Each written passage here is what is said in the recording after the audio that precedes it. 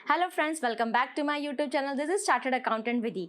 आज मैं इस वीडियो में आपके साथ डिस्कस करने वाली हूँ basics of income tax. Tax क्या होता है, गवर्नमेंट टैक्स क्यों लगाती है, certain terminologies of income tax like meaning of person, meaning of assessee, meaning of previous year, meaning of assessment year. So let's get started. So first question, government tax क्यों लगाती है?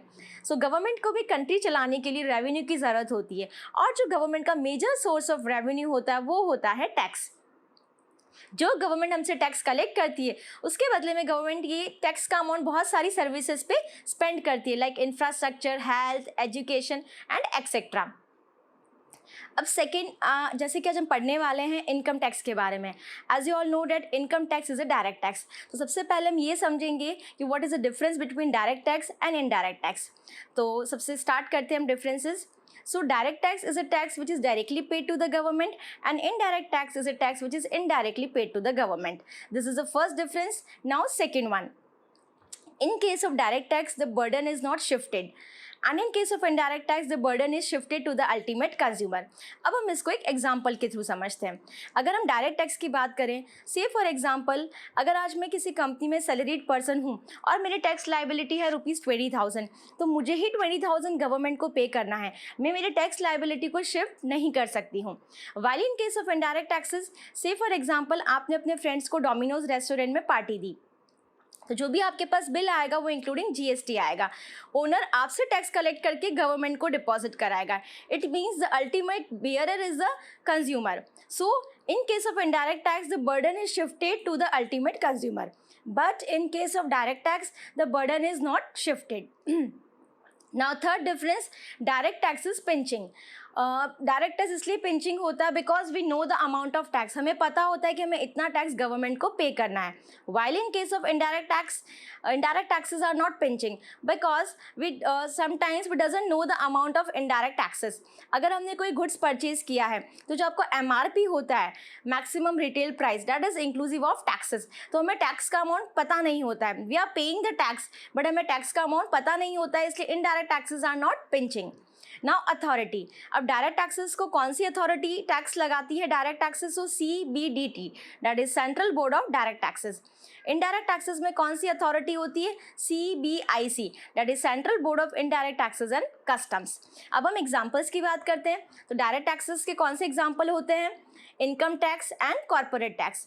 अगर हम indirect tax की बात करें तो जैसे कि पहले आपके बहुत सारे इनडायरेक्ट टैक्सेस होते थे, सेल्स टैक्स, वैट, एक्साइज। अभी सारे टैक्सेस सबसिम होके आपका एक ही टैक्स आ गया है, GST, that is one nation one tax, goods and service tax. So previous year क्या होता है? So previous year is the year in which the income is earned.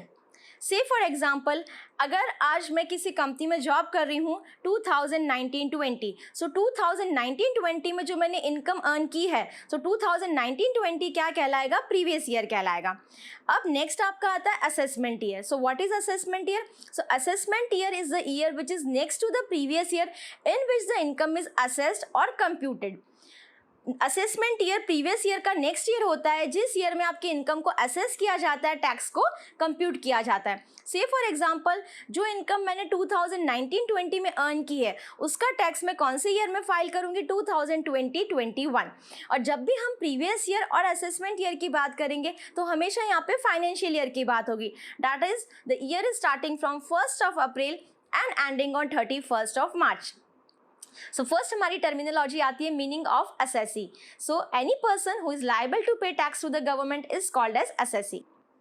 अब नेक्स्ट आपकी टर्मिनोलॉजी आती है meaning of person. What do you mean by person under the income tax act? So there are 7 categories of person under the income tax act. हम one by one हर category को discuss करेंगे। तो आपकी first category होती है person की definition में इंडिविजुअल्स। अब इंडिविजुअल्स में क्या आएगा? तो आपके जो भी नेचुरल पर्सनस हैं, like mister Amitabh, mister Sachin, Sanjay, ये सब आपके कौन सी कैटेगरी में आएंगे? इंडिविजुअल की कैटेगरी में आएंगे।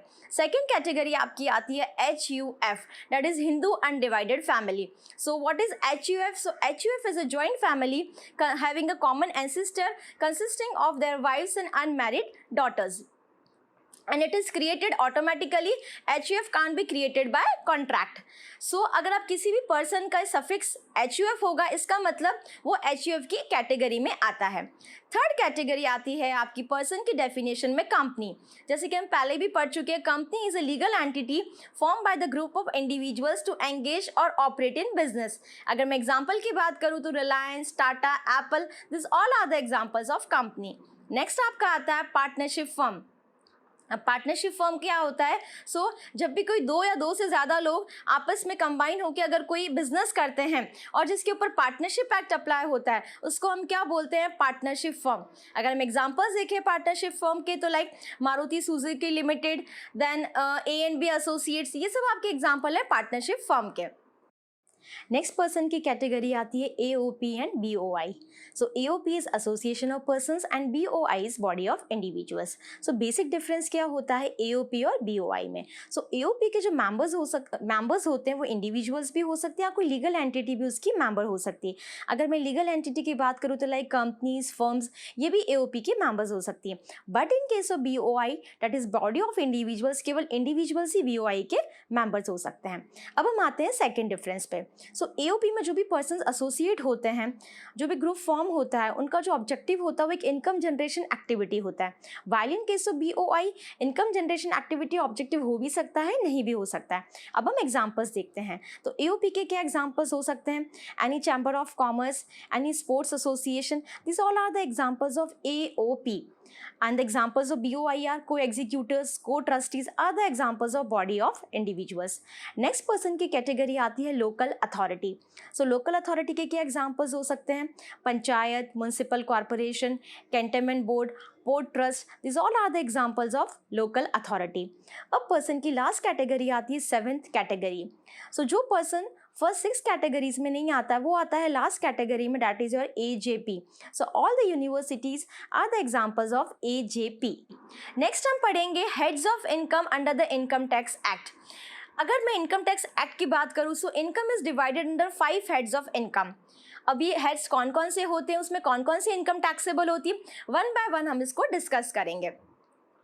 हेड्स ऑफ इनकम में फर्स्ट हेड आपका आता है सैलरी। अब कौन सी इनकम सैलरी इनकम कहलाती है? सैलरी इनकम के लिए आपकी जो बेसिक कंडीशन है वो क्या है कि पेयर और पेई का एम्प्लॉयर और एम्प्लॉय का रिलेशनशिप होना चाहिए। पेयर मतलब जो पर्सन अमाउंट पे कर रहा है, पेई मतलब जो अमाउंट रिसीव कर रहा है। अगर पेयर और पेई का एम्प्लॉयर और एम्प्लॉय का रिलेशनशिप है तो वो इनकम क्या कहलाएगी? सैलरी इनकम कहलाएगी। से फॉर एग्जाम्पल, अगर आज मैं किसी कंपनी में जॉब करती हूँ तो जो अमाउंट मुझे मेरे एम्प्लॉयर से मिलेगा वो मेरे हैंड्स में क्या कहलाएगा? Income under the head salary. Second आपका आता है हाउस प्रॉपर्टी। अब कौन सी प्रॉपर्टी हाउस प्रॉपर्टी कहलाती है? कौन सी इनकम हाउस प्रॉपर्टी हेड में टैक्सेबल होगी? हाउस प्रॉपर्टी हेड में इनकम टैक्सेबल होने के लिए देयर आर 3 बेसिक कंडीशंस। क्या वो कंडीशंस है?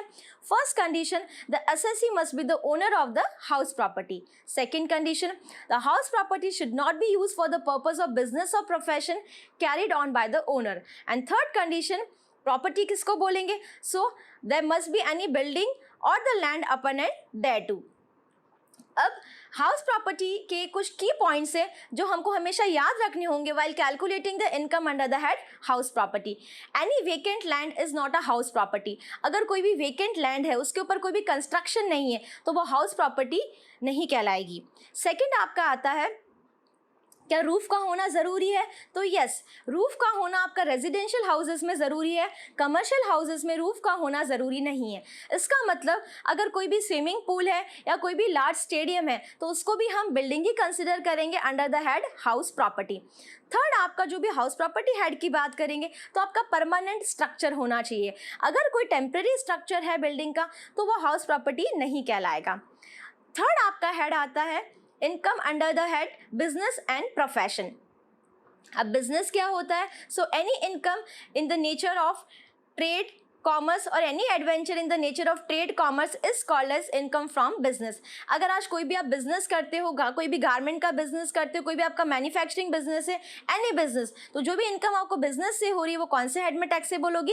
Under the head income from business and profession.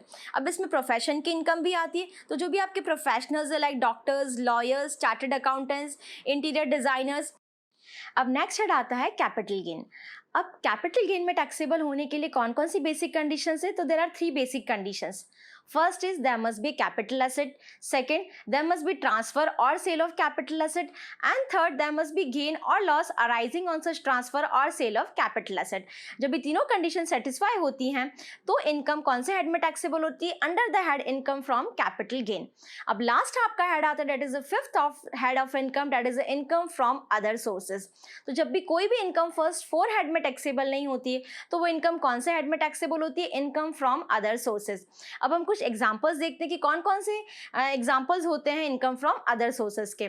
Interest on securities, dividend income, family pension, income from lottery और batting. So these are some of the examples of the income which are taxable under the head income from other sources. अगर आज का ये मेरा video आपको अच्छा लगा है तो इसे लाइक कीजिए, शेयर कीजिए और सब्सक्राइब कीजिए. Thank you, good bye.